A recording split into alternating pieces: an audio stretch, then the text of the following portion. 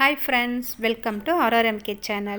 இன்னைக்கு நம்ம சேனல்ல பாத்தீங்கன்னா மட்டன் தம் பிரியாணி எப்படி செய்யறதுன்னு பாப்போம் வாங்க. இப்போ ஒரு குக்கர்ல மட்டனை வாஷ் பண்ணி வெச்சிருக்கேன். இது கூட கொஞ்சமா மஞ்சள் தூள் போட்டு நம்ம விசில் போட்டு வேக வச்சுக்கலாம். இப்போ மட்டன் வேகிறதுக்குள்ள நம்ம இன்னொரு ஸ்டவ் ஆன் பண்ணிட்டு ஒரு பெரிய பாத்திரம் வச்சு செய்ய ஆரம்பிக்கலாம். ஃபர்ஸ்ட் ஒரு பெரிய பாத்திரம் எடுத்துக்கங்க. அதுக்கு அப்புறமா ஆயில் விட்டுக்கலாம். இப்போ எண்ணெய் காஞ்சிடுச்சு. இப்போ நம்ம வாசனைக்காக பிரிஞ்சி இலை, பட்டை, கிராம்பு, ஏலக்காய், அன்னாச்சிப்பூ இது எல்லாமே போட்டுக்கலாம். இப்போ புதினா, கொத்தமல்லி இலையை போட்டுக்கலாம். அதுக்கப்புறமா கட் பண்ணி வச்ச வெங்காயம், பச்சை மிளகாயும் போட்டுட்டு நல்லா வதக்கிக்குங்க. எப்போவுமே நம்ம பிரியாணி செய்கிறதுக்கு முன்னாடி பார்த்திங்கன்னா ரைஸை நல்லா வாஷ் பண்ணிவிட்டு அதுக்கப்புறமா ஒரு 25 மினிட்ஸ் இல்லைன்னா 30 மினிட்ஸ் நீங்கள் ஊற வச்சுட்டு ஃபில்டர் பண்ணி வச்சுக்கணும். வெங்காயம், பச்சை மிளகாய் எல்லாம் வதங்கிடுச்சு. இப்போ தக்காளி போட்டுக்கலாம். தக்காளி போட்டு நல்லா வதக்கிக்கலாம்.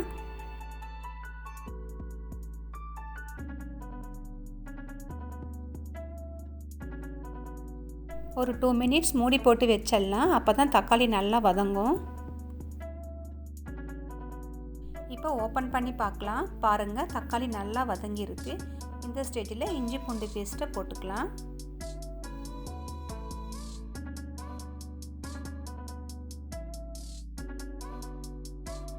இஞ்சி பூண்டு பேஸ்ட்டு போட்டுட்டு நல்லா மிக்ஸ் பண்ணி விட்டுருங்க. எல்லாமே நல்லா வதங்கட்டும். தக்காளி, வெங்காயம், பச்சை மிளகாய், இஞ்சி பூண்டு பேஸ்ட்டு இது எல்லாமே நல்லா வதங்கணும். பாருங்கள், எல்லாமே நல்லா வதங்கியிருக்கு. இப்போ நம்ம மசாலாவை போட்டுக்கலாம்.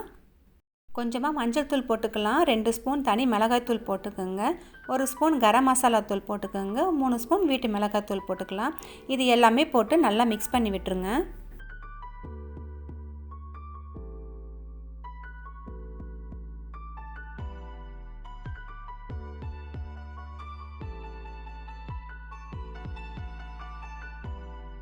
இப்போ மசாலா எல்லாம் போட்டாச்சு. இப்போ கொஞ்சமாக தயிர் போட்டுக்கலாம். தயிர் போட்டுட்டு நல்லா மிக்ஸ் பண்ணி விட்டுக்கலாம்.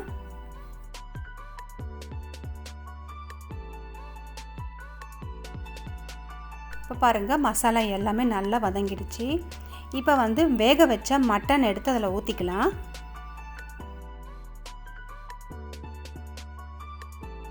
இப்போ மட்டனுக்கு தேவையான அளவு உப்பு போட்டுட்டு மிக்ஸ் பண்ணி விட்டுக்கலாம்.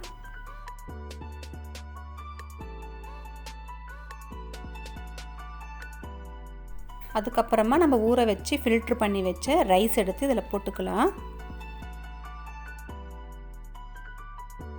இப்போ ரைஸ் எல்லாம் போட்டாச்சு. தண்ணி ஊற்றிக்கலாம். தண்ணி பார்த்திங்கன்னா இப்போ 1 கப்புக்கு நம்ம 2 கப்பு தண்ணி ஊற்றணும். இதுவே நீங்கள் குக்கரில் செஞ்சிங்கன்னா குக்கரில் பார்த்திங்கன்னா நம்ம ஸ்டீம்லேயே வேகிறதுனால கொஞ்சம் குறைச்சி தான் நம்ம ஊற்றிக்கணும். அதனால் 1 கப்புக்கு பார்த்திங்கன்னா 1.5 கப்பு தண்ணி ஊற்றிக்கலாம். நான் 3 கப்பு ரைஸ் எடுத்து பண்ணுறேன். அதுக்கு பார்த்திங்கன்னா 6 கப்பு தண்ணி ஊற்றிருக்கேன். இதில் நம்ம மட்டன் வேக வச்ச தண்ணி இருக்கிறதுனால நான் 5 கப்பு தண்ணி ஊற்றி இப்போ நான் போட்டிருக்கேன். இப்போ உப்பு போட்டு மிக்ஸ் பண்ணி விட்டுருங்க. அதுக்கப்புறம் பார்த்திங்கன்னா ஸ்டவ் நல்லா ஹை ஃப்ளேம்லேயே வைங்க, சாதம் நல்லா கொதிக்கிற வரைக்கும். அதுக்கப்புறமா நம்ம சிம்மில் வச்சுக்கலாம். இது ஏன்னாக்கா அப்போ தான் சாதம் நல்லா வேகும். இல்லைன்னு வச்சிங்களா அரிசி நெருக்கரிசி பட்டுடும்.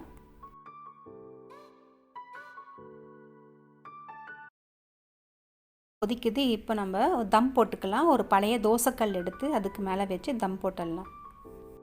ஸ்டவ்வை சிம்மில் வச்சுருங்க. அவ்வளோதான். இப்போ ஒரு 20 மினிட்ஸ்க்கு அப்புறம் பார்ப்போம். நெய் விட்டுக்கலாம். நெய் விட்டுட்டு அப்படியே மிக்ஸ் பண்ணி விட்டுருங்க. இப்போ நெய் விட்டாச்சு. இதை நம்ம அப்படியே ஒரு 5 நிமிஷம் போல் மூடி போட்டு வச்சுக்கலாம். அப்போ தான் அதோடைய நெய் நல்லா அந்த ரைஸில் ஊறி நல்ல ஒரு டேஸ்ட்டை கொடுக்கும். ரைஸும் உடையாமல் இருக்கும். ஸோ அதனால் அப்படியே மூடி போட்டு வச்சிடலாம். ஒரு 5 மினிட்ஸ்க்கு அப்புறம் பார்ப்போம். இப்போ நம்ம ஓப்பன் பண்ணி பார்க்கலாம். பாருங்கள், ரொம்பவே சூப்பராக வந்திருக்கு மட்டன் தம் பிரியாணி. இதை நம்ம அப்படியே ஆற வச்சிடலாம். அது இன்னும் நமக்கு ரைஸ் பார்த்திங்கன்னா நல்லா அப்படியே வெரையாக இருக்கும். அவ்வளோதாங்க, ரொம்பவே சூப்பரான பிரியாணி ரெடி ஆகிடுச்சு. ஓகே ஃப்ரெண்ட்ஸ், நீங்களும் ட்ரை பண்ணி பாருங்கள். உங்களுக்கு இந்த வீடியோ பிடிக்கும்னு நினைக்கிறேன். பிடிச்சிருந்தால் like, share, comments and subscribe பண்ணிவிடுங்க.